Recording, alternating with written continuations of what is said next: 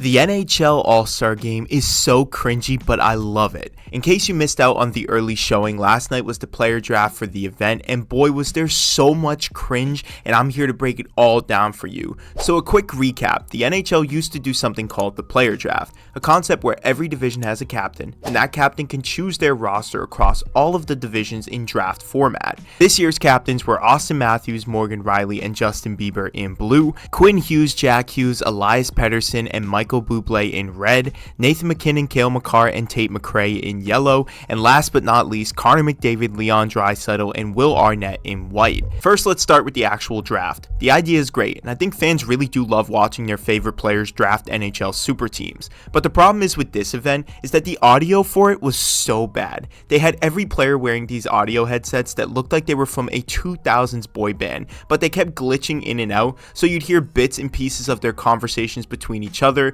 You'd hear who was being drafted before they even announced it, which leads to my next point. Now, I love the NHL, and I'm positive that all of these guys are pretty social and have their own personalities, but clearly none of these players like this event or public speaking because they all look like they saw ghosts. Whenever somebody stuck a mic in their face, I mean seriously, if you were watching, the interviews were just so bad with the generic responses. Responses like, yeah, I'm happy to be here, just been working on my game all season, yeah, it means a lot to be an all-star, and other cliches like that. My favorite was when they interviewed players who hadn't been picked yet, and they just looked so unfazed by the questions, just already knowing their response, being forced to sit there and just watch the whole thing unfold. It was a thing of beauty. Next is the celebrity co-captains. Again, 4 more people who looked like they wanted nothing to do with this event. First up is Michael Bublé, who honestly, I don't know a lot about him, but he was off his rocker every time he did an interview. It felt like the dude was on Mars, like he had no idea what event he was at, and that he was on a tangent every time somebody talked to him. I mean, it was crazy listening to some of his interviews, but at least he was a bit exciting. Tate McRae was good. I mean, she seemed like she was having fun there, but just was a little bit more reserved when it came to talking. Will Arnett looked like he was lost and probably wanted to be standing next to Austin Matthews instead of Connor McDavid because he's a big Toronto guy.